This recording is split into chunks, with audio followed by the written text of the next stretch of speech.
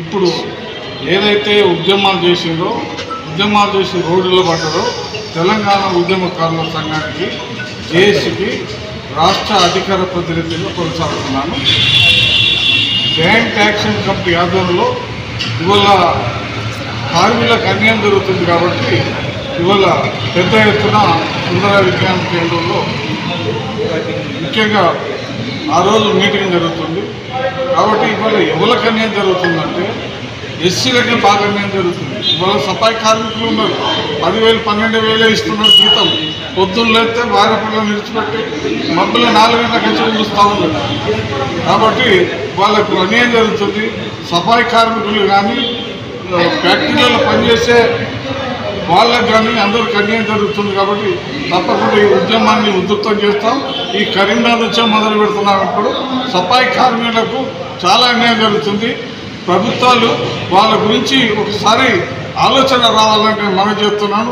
ఈ రేవంత్ రెడ్డి ప్రభుత్వము ఇక్కడ కరీంనగర్ కానీ గ్రామ పంచాయతీ మొదలుకుంటే ఢిల్లీ వరకు కూడా ఎస్సీ లెవెల్ సఫాయి కార్మికులు పనిచేస్తున్నారు. మరి వాళ్ళ కష్టాన్ని అసలు గుర్తించేది లేదా ప్రభుత్వాలను నేను అడుగుతున్నాను. ఎంత అన్యాయం అండి. వాళ్ళకి 10,000 12,000 జీతం. ఏ కులం వాళ్ళు చేస్తారు ఈ పని? మోలు ఇస్తారా? ఒక ఎస్సీలు తప్ప. ఎస్సీలే కదా, వాళ్ళకి ₹1,00,000 ఇచ్చినా తక్కువనే.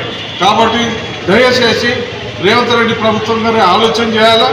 ఎవరైతే ఇప్పుడు టెంపరీగా చేస్తున్నారో కాంట్రాక్ట్ పద్ధతిలో చేస్తున్నారో వాళ్ళ రెగ్యులరైజేషన్ చేయవలసిందిగా నేను మనం చేస్తున్నా.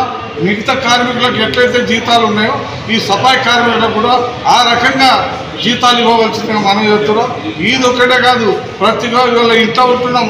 ఇల్లు కట్టింది వాళ్ళు ఎస్సీ బీసీలే తప్ప ఇంకెవరు కాదు. సుతార్ పని చేసేవాళ్ళు మనోళ్ళే, దాని ఇటుక మోసేటోళ్ళు మనోళ్ళే. వాళ్ళకి అన్యాయం జరుగుతుంది.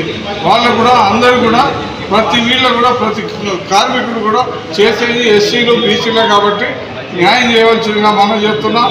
ప్రభుత్వాలు గిట్ట వెనకంటే పెడితే వాళ్ళందరినీ ఏకం చేస్తాం. ఈ పనులు చేయకుండా చేద్దామని మనం చెప్తున్నాం. Hi, this is Neha Shetty. Please subscribe to GK News. Hi everybody, subscribe to GK News.